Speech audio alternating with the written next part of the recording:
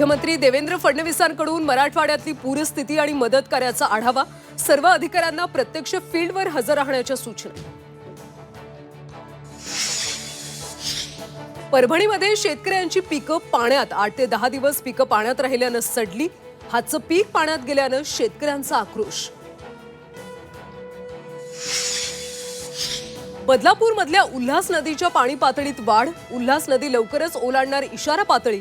नागरिकांना सतर्क राहण्याचं आवाहन.